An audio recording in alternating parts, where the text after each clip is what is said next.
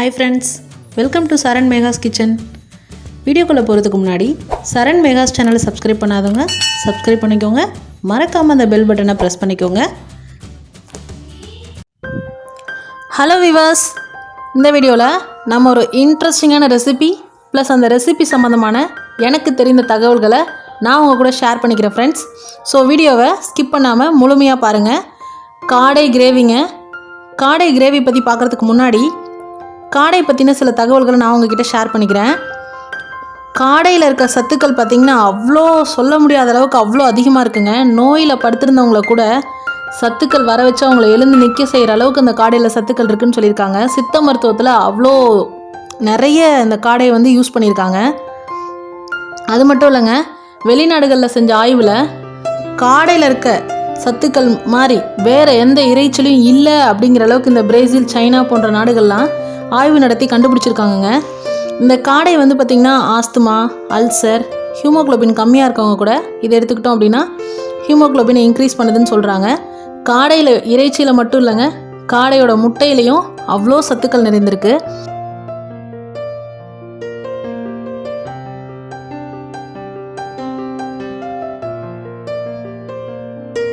இவ்வளோ சத்துக்கள் நிறைந்த காடையில் எப்படி கிரேவி பண்ணலான்னு இன்றைக்கி நம்ம பார்க்கலாம் ஃப்ரெண்ட்ஸ். ஃபஸ்ட்டு நம்ம கிரேவி பண்ணுறதுக்கு முன்னாடி அந்த காடையை சுத்தம் பண்ணி எடுத்துகிட்டு அதை மேரினேட் பண்ணி வச்சுக்குவோம். அதுக்கு என்னென்ன பொருள் தேவைன்னு பார்த்துடலாம். உப்பு, இஞ்சி பூண்டு விழுது, வெறும் மிளகாத்தூள், தனியாத்தூள், சீரகத்தூள், மஞ்சள் தூள், மிளகுத்தூள், இஞ்சி பூண்டு விழுது, இது எல்லாத்தையும் சேர்த்து நம்ம அந்த காடையை ஃபஸ்ட்டு மேரினேட் பண்ணிக்குவோம்.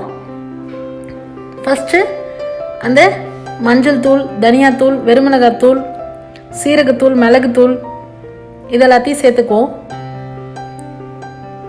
தேவையான அளவு உப்பு, இஞ்சி பூண்டு விழுது, இதெல்லாமே ட்ரையாக இருக்கிறதுனால நம்ம இதை மிக்ஸ் பண்ணுறதுக்கு தேவையான அளவு தண்ணி விட்டுக்கலாம்.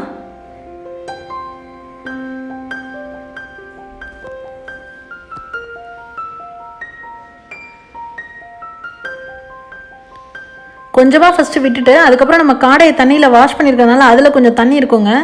காடையும் போட்டு நம்ம பிசைஞ்சு பார்த்துட்டு தண்ணி பத்தலை அப்படின்னா மறுபடியும் சேர்த்துக்குவோம்.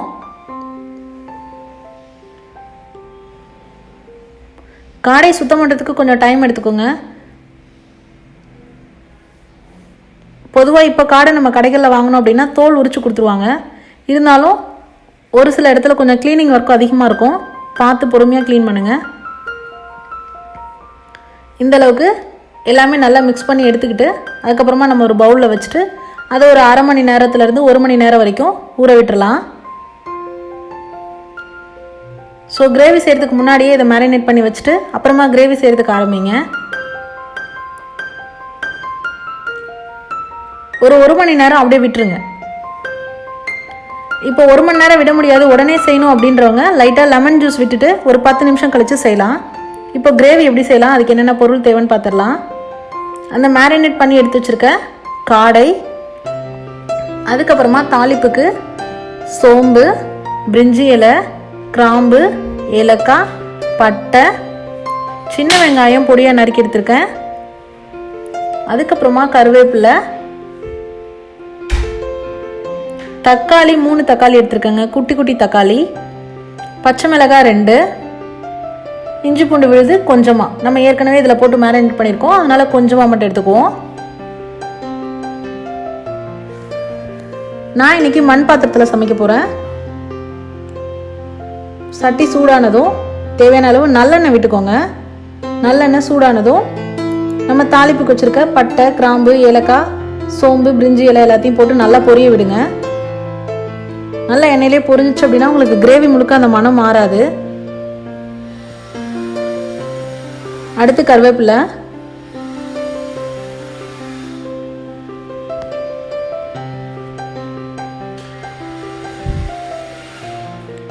கருவேப்பிலை பொரிஞ்சதும் பச்சை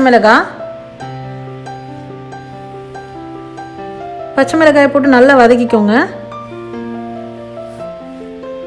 அடுத்து நம்ம எடுத்து வச்சிருக்க இஞ்சி பூண்டு விழுது எண்ணெயிலே போட்டு நல்லா வதக்கிடுங்க.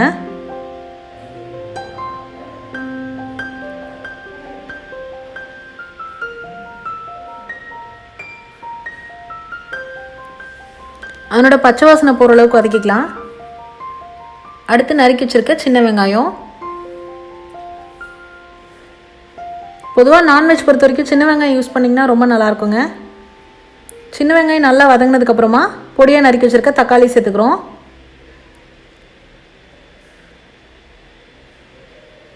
எல்லாம் சேர்த்து நல்லா கிளறி விடுங்க.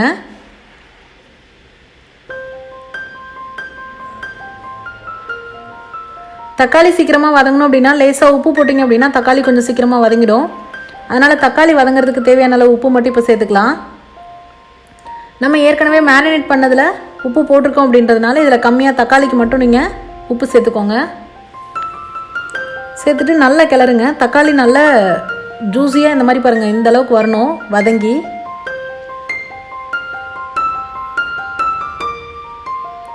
அதுக்கப்புறமா நம்ம ஊற வச்சு எடுத்து வச்சுருக்க காடை இதில் நம்ம சேர்த்துக்குவோம்.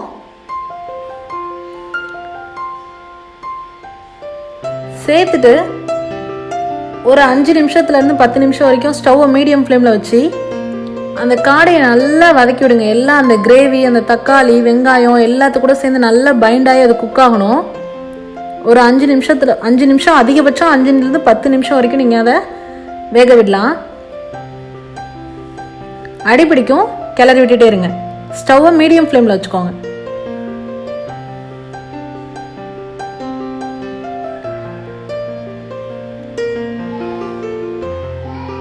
அந்த மசாலா எல்லாமே பச்சை வாசனை போகிற அளவுக்கு வதங்கணும். பாருங்கள், இந்த அளவுக்கு வதக்கிட்டு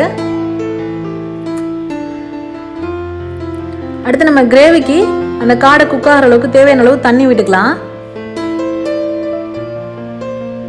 ரொம்ப தண்ணி சேர்க்க தேவையில்லைங்க. காடை ஈஸியாக சீக்கிரமாக குக் ஆகிடும். கொஞ்சமாக விட்டிங்க அப்படின்னா போதும். அதாவது அந்த காடை முழுகிற அளவுக்கு கொஞ்சம் பார்த்தீங்கன்னா தெரியும், அந்தளவுக்கு விட்டிங்கன்னா போதும். இப்போ ஸ்டவ்வை மீடியம் ஃப்ளேமில் வச்சு தட்டு போட்டு வேக வச்சிடலாம்.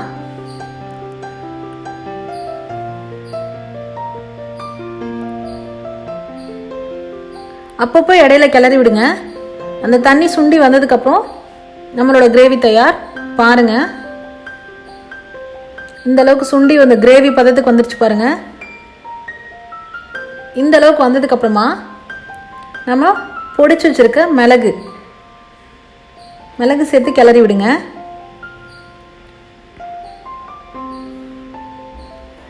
அதுக்கப்புறமா சர்வ் பண்ணும்போது கொத்தமல்லி கீரை பொடியை நறுக்கி மேலே தூவி சர்வ் பண்ணிங்க அப்படின்னா நம்மளோட சுவையான காடை கிரேவி தயாருங்க.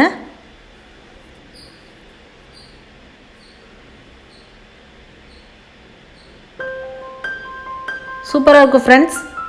டிஃபனுக்கு, ரைஸ்க்கு எல்லாத்துக்குமே இது நல்ல காம்பினேஷன். ட்ரை பண்ணி பார்த்துட்டு உங்களோட கமெண்ட்ஸ் மறக்காமல் சொல்லுங்கள் ஃப்ரெண்ட்ஸ். தேங்க்ஸ் ஃபார் வாட்சிங்.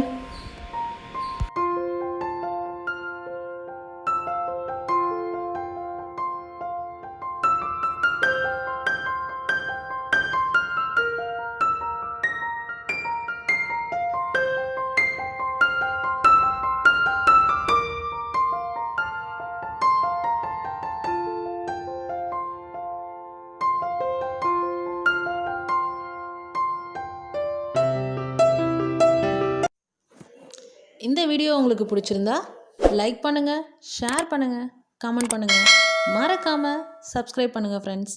தேங்க்ஸ் ஃபார் வாட்சிங்.